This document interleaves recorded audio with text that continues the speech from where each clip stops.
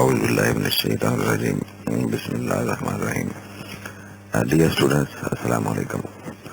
Welcome to our next session on this short story, A Rose for Emily by William Faulkner. Today we are going to discuss the storyline of this short story included in our syllabus. Dear students, it is a story of crime. It is a story of horror. It represents the Southern Gothic stories. As you have just gone through, a good man is hard to find. This story also depicts same kind of strand, same kind of theme. Almost the crime committed here is a bit different one, but it is a murder in its own kind.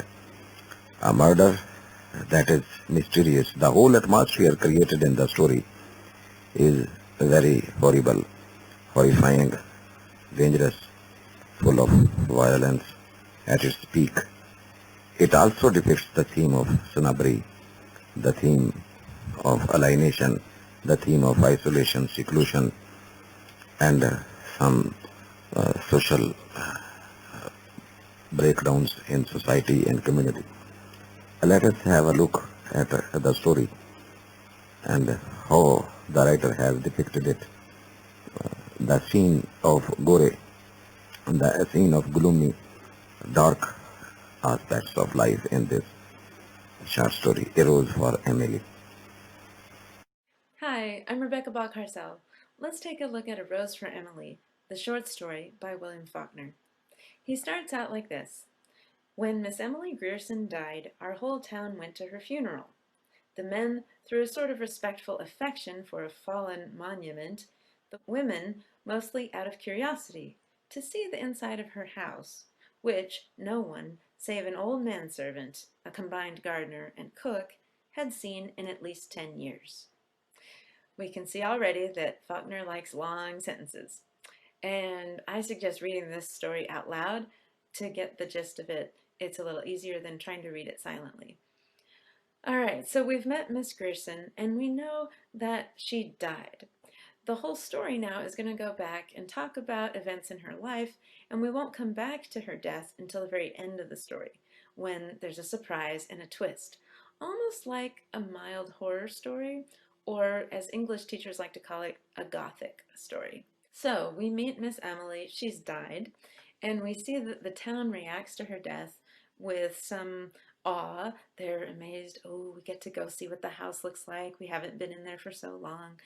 And they have a sense of respect too, because this is one of the old women of the town who used to be from a well-to-do family, one of the founding families probably of this town in the Deep South called Jefferson. Now Faulkner divides the story into 5 sections. In section 1, we find out, yes, Miss Emily has died, and we learn more about the town's relationship to her. And in fact, the narrator just says we all the time. We saw Miss Emily do this, we heard that this happened, and the town tells the story of what they saw. We never get to see Miss Emily talking to herself. We're not inside of her head, we're not inside of her heart. We don't know what she's thinking. We're just observing from the outside the same way that the town did. Now, also in section 1, we have this line. Alive, Miss Emily had been a tradition, a duty, and a care, a sort of hereditary obligation upon the town. So she's a duty, she's an old woman you have to make allowances for, but she's also a care, which means that she is a bit of a burden, and we'll see why. Further on in that section, they say that they sent her notice that her taxes were due. Now she sends them a note, and the narrator describes it as archaic. The note is on this old kind of paper, and it's written in a flowing calligraphy in faded ink. So it's an old style of handwriting, and she tells them, well, I don't go out anymore, so I'm not going to be able to come to the town meeting and explain to you why I'm not paying my taxes. They then have to call a special meeting. and it says they called the Board of Aldermen together. This is like a city council. So they called the town leaders together to figure out what to do. How do we make this lady pay her taxes? But the old folks realize you can't make her do anything. I mean, are you going to arrest this old woman, this legend of the town? And is that what you really want to do? So they try to send a group over to see her. And here's what happens. They rose when she entered. So these are men, so they stand up when a lady enters the room.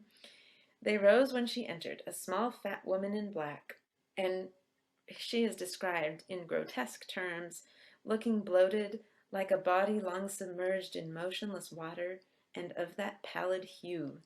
She looks like a body that has drowned. It's pretty gross, and that stagnant feeling fits with her life, which has been lived all in this one house. Now, they go. She listens to them. It says she did not ask them to sit. So that means that she did not invite them to make themselves comfortable. You know, she did not offer them a drink. She just stiffly listens to their argument.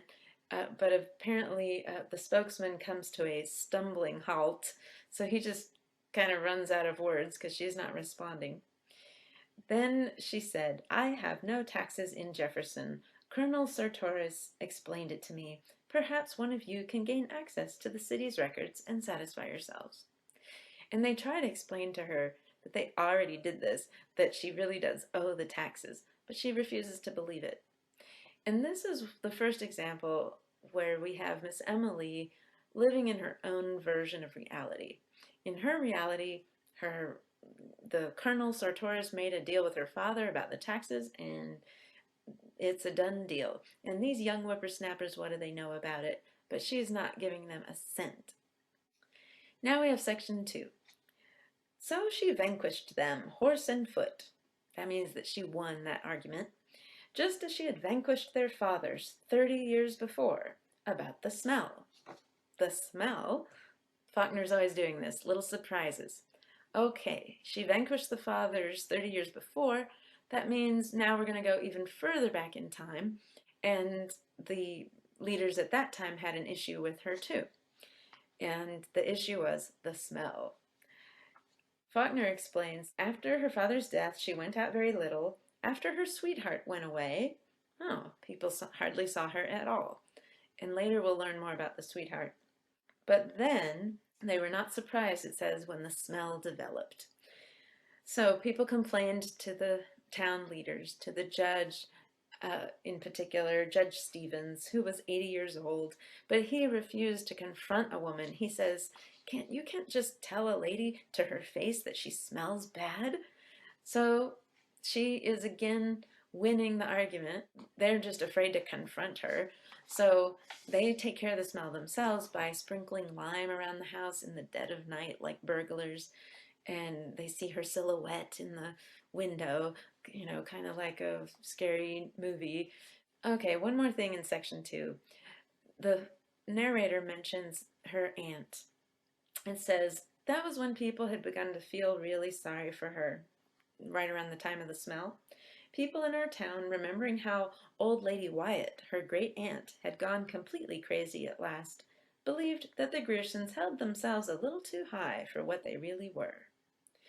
So we learn that she had an aunt who was mentally unstable, and this is a little hint that maybe it runs in the family. If this is a hereditary mental illness, then maybe Miss Emily is susceptible as well. Further in that paragraph, it goes on, none of the young men were quite good enough for Miss Emily and such. And in fact, we see that her father drove away would-be boyfriends with a whip. So he was so protective of his daughter that no one ever got near her. And really, her father cut off any hope of her having a future with a husband. Her father is too controlling, perhaps, to let her go. And maybe Emily herself is pretty controlling, because look how she treated people about the taxes, and the smell also.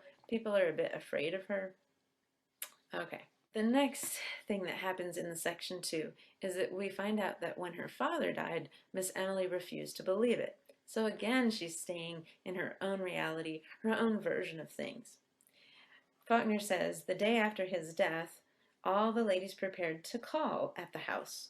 Call means visit, and offer condolence and aid, as is our custom. So, just like now, people bring food and try to support the grieving survivor of a death. Miss Emily met them at the door dressed as usual, with no trace of grief on her face. She told them that her father was not dead. She did that for 3 days. So it took her a while to accept the fact that he had actually died, and it made sense too, because this is a man who had ruled her life and prevented her from starting any other kind of life. In fact, it says that the town was sorry for her. We did not say she was crazy then about not letting the father be dead. We believed that she had to do that. We remembered all the young men her father had driven away, and we knew that with nothing left, meaning no money and no life, she would have to cling to that which had robbed her, as people will. So she would cling to the father, the very person who had taken away her chance at a better life. She couldn't let him go because that's the only life she had. So we have another hint that she's not necessarily mentally stable. She has the aunt, and now we see her not facing reality about her father's death. All right, section 3. The important thing that happens in section 3 is that we meet a sweetheart that she actually has, Homer Barron, a Yankee. Now, the fact that he's a Yankee makes him kind of a symbol in this story of Northerners who came to the South after the Civil War to exploit the situation, to profit from the South's reduced circumstances. So in that sense, Miss Emily is like the Old South, being in relationship with this Yankee who we don't quite trust. He comes along, and he's part of a group of men who are putting in new sidewalks in the town. So the town is moving forward into these modern things like sidewalks, and Homer Barron is in charge of that. So he comes, and he starts to take an interest in Miss Emily. At first, we were glad that Miss Emily would have an interest. So at first the town thinks, oh good, she's finally going to have a man in her life. She's going to have a boyfriend or a hope for a marriage even, and her father won't be able to drive this person away. And of course, for a woman like Miss Emily, there's no way for her to get a job or get an education. She grew up in a generation where women were not allowed to do those kinds of things. So when this man comes along, this could save her life, could turn it around. But later we see that she's out in carriages with him so much that people start whispering and thinking, uh-oh, what is going on? Maybe they have actually, spent time alone together. That would be very improper. And in fact, the town is so concerned that they call her kinfolk, her relatives, who live far away in Alabama, I believe. So they thought that Miss Emily might have even, I think, slept with this man. At least Faulkner refers to her with the word fallen, as if she's a fallen woman, as if she has committed some drastic sin. So that's why they bring in the cousins. Maybe the cousins will bring her in line, make her behave, make her get married. We don't know exactly what happened, but the next thing the town hears, Miss Emily is at the drugstore and says, I want some poison, she said to the druggist. She was over 30 then, still a slight woman, though thinner than usual, with cold, haughty black eyes, etc. And we have a long sentence, of course. So she's still haughty, she's still snobby, a little bit above everyone, but now she's buying poison. Now, why is that? So the druggist is wondering too, well, Miss Emily, you need it for rats, or what do you want? Eventually she says, I want arsenic, and this is scary because the druggist, by law, has to know what she's going to use it for, and she refuses to answer him. So again, she thinks she's above the law, or that rules don't apply to her, because of her status, perhaps. She does not need to be questioned. She will not let anyone question her actions, her motives. She just stares at him until he relents, sells it to her, and he just writes on the box, "For rats," so that she knows this is supposed to be used for rats. All right, now why are we talking about the poison? Because the next thing that happens is the town thinks she will kill herself. And this is at the beginning of section 4. So the next day we all said she will kill herself. News travels fast. They found out she bought arsenic and they think, well, she'll kill herself. Now, why would she kill herself now when she has this sweetheart? It seems that they've been hearing things about this sweetheart. Homer Barron, it turns out, they had remarked he liked men, and it was known that he drank with the younger men in the Elks Club, that he was not a marrying man. Now, does it mean that he's homosexual, that he's gay? I don't know. It could. On the other hand, it could just mean that he wants to be a bachelor. He likes the company of men because he just enjoys being around guys and throwing back a beer or two. He's having fun. He never intended to marry her. And if that's true, then he's a bit of a scoundrel because obviously she thought, Miss Emily thought, that this romance was going somewhere. And if it's not going anywhere, then she might be angry about it. On the town's side, though, they think, well, if he's not the marrying kind, then it's probably good if she kills herself. That must be why she bought the poison, because he's throwing her over, he's breaking up with her, and she'll kill herself. But that is not what happened. And then they see that Miss Emily is buying something special in town. It says, then we were sure that they were to be married. Okay, we learned that Miss Emily had been to the jeweler's and ordered a man's toilet set in silver with the letters HB on each piece. Now, a toilet set might be a little brush, a comb, something for his beard, or tweezers, that kind of thing. Maybe a little shaving kit type of thing. So she bought this in silver. That's a pretty big investment. It's the kind of thing that one would buy for a wedding present. 2 days later, we learned that she had bought a complete outfit of men's clothing, including a nightshirt. Ooh, that implies sleeping together. So, ooh, they are married, the town assumes. We said, they are married. We were really glad. She would never buy a nightshirt if they weren't married, right? So, the next thing that happens is Homer Barron was back in town. A neighbor saw the Negro man admit him at the kitchen door at dusk one evening, and that was the last we saw of Homer Barron. The next thing we hear is that for almost 6 months, Miss Emily did not appear on the streets. And they assume that Homer Barron has left her, disappeared, and that she's alone. So this is why she kept indoors for 6 months. Kind of like when her father died, she just removed herself for a while. Then the door of her house remained closed, except for a little while when she was teaching China painting lessons. Okay, so that emphasizes how she's from a time period when women would do such a thing. Meanwhile, the town is moving forward. Not only do they have the sidewalks, but they're getting a post office or postal service. But Miss Emily refuses to let them put the numbers on her door and attach a mailbox to the house. Again, she's insisting on her own way. She does not want to be dragged into the future. She doesn't even let people repair the house. Everything is going to stay like it was in a static, preserved mode. And finally, at the end of section 4, she dies. And it says, and so she died. One of the few short sentences in the whole story. And so she died. So this is when our flashback ends. We opened the story with her death, and now here we are again. She's died.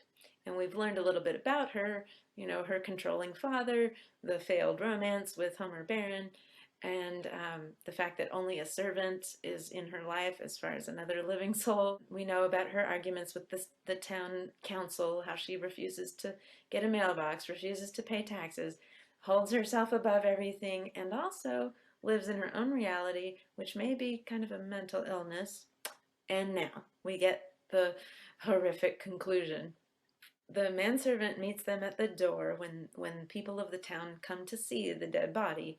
And remember, partly they're just curious, and partly they're paying their respects. Uh, Now, the servant walks right through the house and out the back and was not seen again. So he's finally free.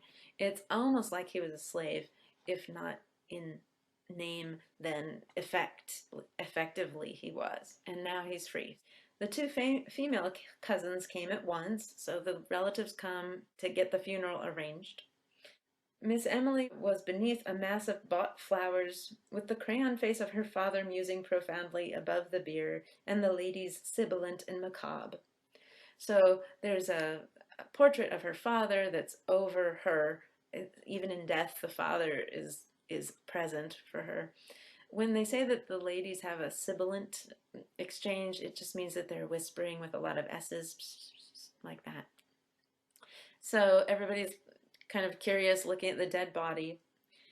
Some of the men come in their brushed Confederate uniforms. That reminds us how old she was. The fact that there are still Confederate soldiers around.